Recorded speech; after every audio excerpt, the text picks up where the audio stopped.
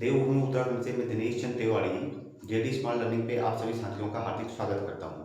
दोस्तों, आपको विदित है कि हमने क्लास 10th के हिंदी मीडियम के विद्यार्थियों के लिए एक सीरीज शुरू की है एमसीक्यूज को लेके और प्रीवियस में पूछे गए सवालों को लेके।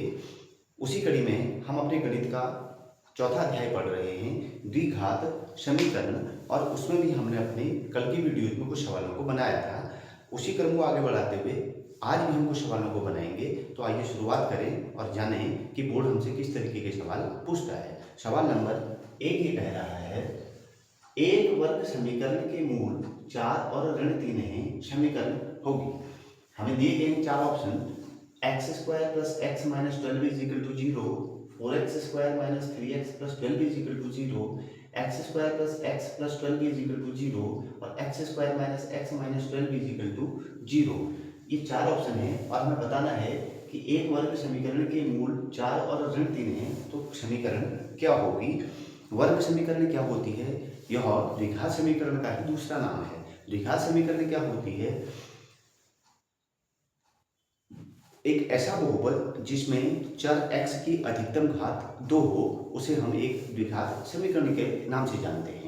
तो हमें विदित है कि द्विघात समीकरण क्या है, तो उसी को हम वर्ग समीकरण कहेंगे।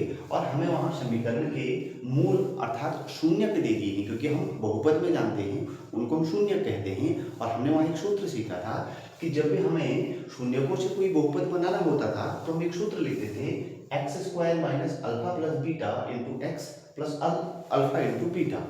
इसी सूत्र का हम सहारा लेंगे, इसी सूत्र में हम मान रखेंगे और आसानी से अपने समीकरण को बना लेंगे। तो अब देखिएगा, हमें पता है कि द्विघात समीकरण के अंतर्गत मूलों को हम शून्य भी कहते हैं, क्योंकि बहुपद में हम शून्य कहते हैं। तो हम ये कहेंगे कि समीकरण में दिए गए अल्फा और बीटा के मान, तो यहाँ अल्फा का मान हमारे पास दिया गया है, अल्फा इज इक्वल टू दिया गया है 4 और बीटा इज इक्वल टू दे दिया गया है -3।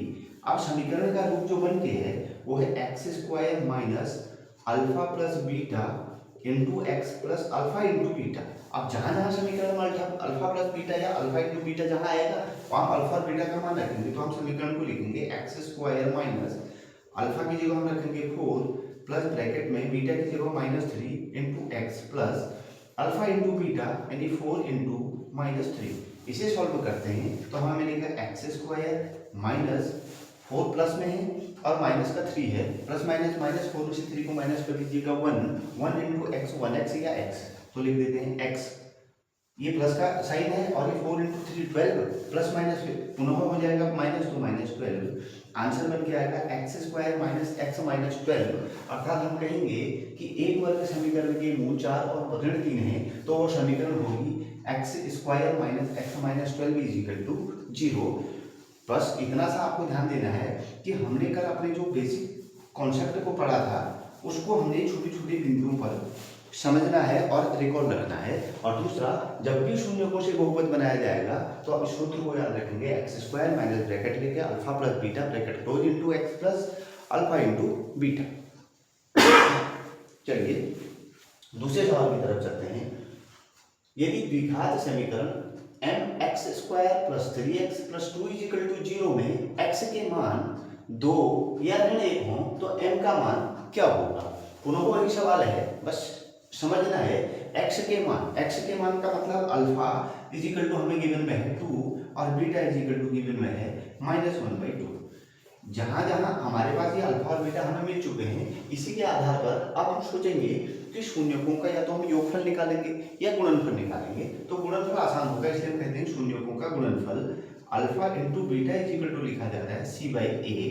तो जो गिवन हमारे पास समीकरण है उसकी तुलना हम द्विघात समीकरण या द्विघात बहुपद के साथ में कराएंगे, बहुपद के साथ में कराएंगे। तो हम लिखेंगे m x square plus 3x plus 2 is equal to 0 की तुलना a x square plus b x plus c is equal to 0 से करने पर अब आप देखेंगे कि a की जगह आपको मिलेगा m, a is equal to m हो जाएगा, b इज इक्वल टू 3 हो जाएगा और c इज इक्वल टू 2 हो जाएगा। अर्थात हम कह सकते हैं कि शून्यकों का गुणनफल अल्फा इंटू बीटा बराबर c/a। तो अल्फा इंटू बीटा हम निकाल देते हैं। अल्फा इंटू बीटा हमें दे रखे हैं 2 into -1/2 is equal to c/a। तो c का मान है 2 और a का मान है हमारे पास m। क्लियर। अब हम इसको सॉल्व करेंगे तो 2 से 2 को हम कट लगा देंगे यानी कैंसिल हो जाएगा, बचेगा 1 -1। अब इसको हम लिखेंगे -1 = 2/m। अब हम इसको क्रॉस मल्टीप्लाई करा देंगे, तो क्रॉस मल्टीप्लाई कराएंगे तो ये हो जाएगा m =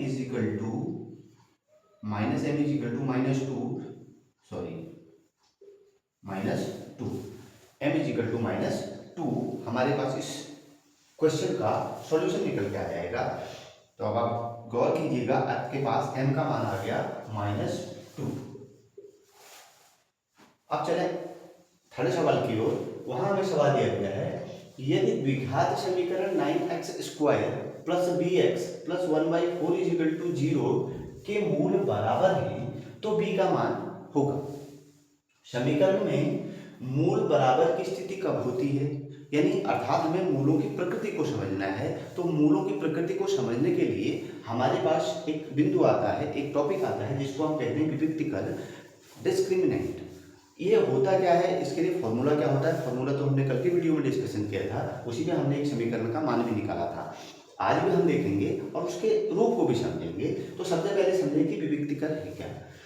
एक संख्यात्मक मान जो द्विघात समीकरण के व्यवहार या उसके हलों की प्रकृति को दर्शाता है, जिससे हमें पता चलता है कि मूल वास्तविक हैं, बराबर हैं या काल्पनिक हैं।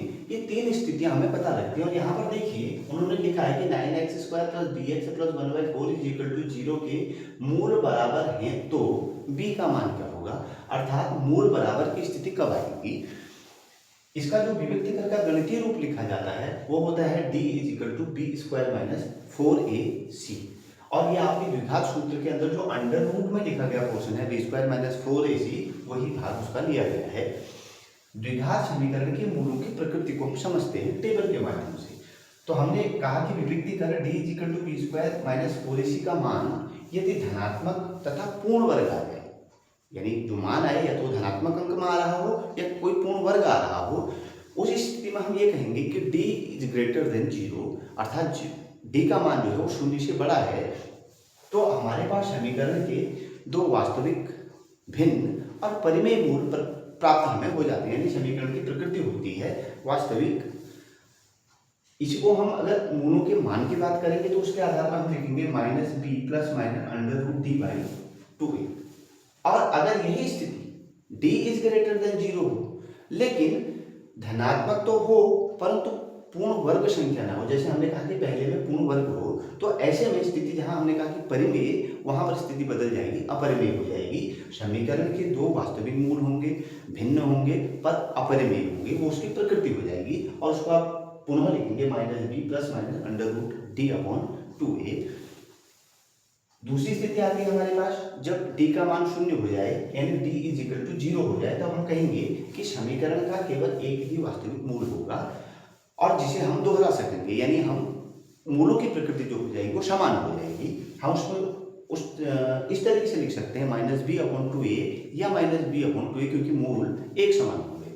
थर्ड सिचुएशन आएगी जब d का मान 0 से छोटा हो जाए। तो आप जानते हैं संख्या रेखा पर d से अगर 0 से मान छोटे होते हैं वो ऋणात्मक अंकों के रूप में लिखे जाते हैं। तो इस स्थिति में जो d = b² - 4ac का मान होगा वो ऋणात्मक हो जाएगा और अब मूलों की प्रकृति अवास्तविक हो जाएगी, काल्पनिक हो जाएगी।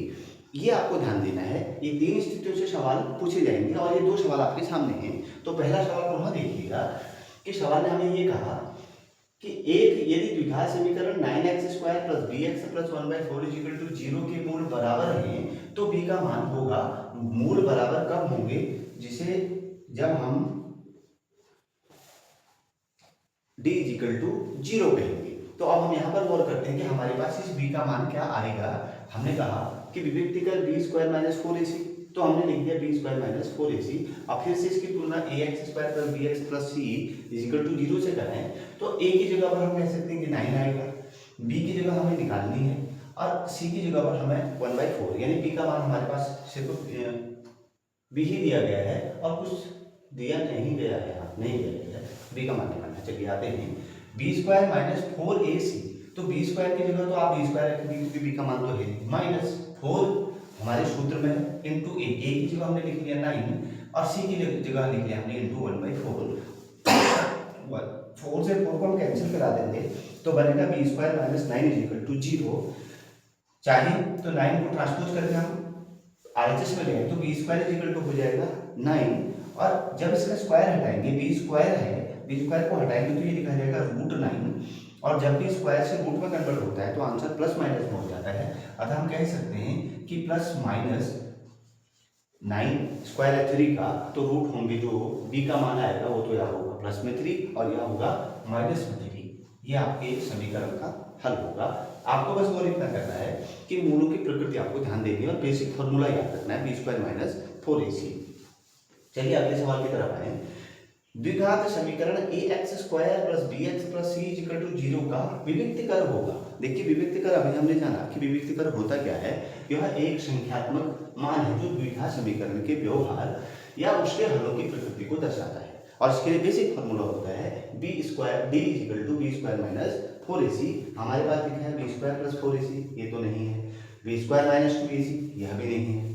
बी स्क्वायर प्लस 2ac, यह भी नहीं है। बी स्क्वायर माइनस 4ac, यह हमारा आंसर बन के आ जाएगा। तो दोस्तों हमने देखा कि बोर्ड हमसे किस तरीके के सवालों को पूछ रहा है और इस चैप्टर से कम 8 से 10 नंबर के सवाल पूछे जाएंगे।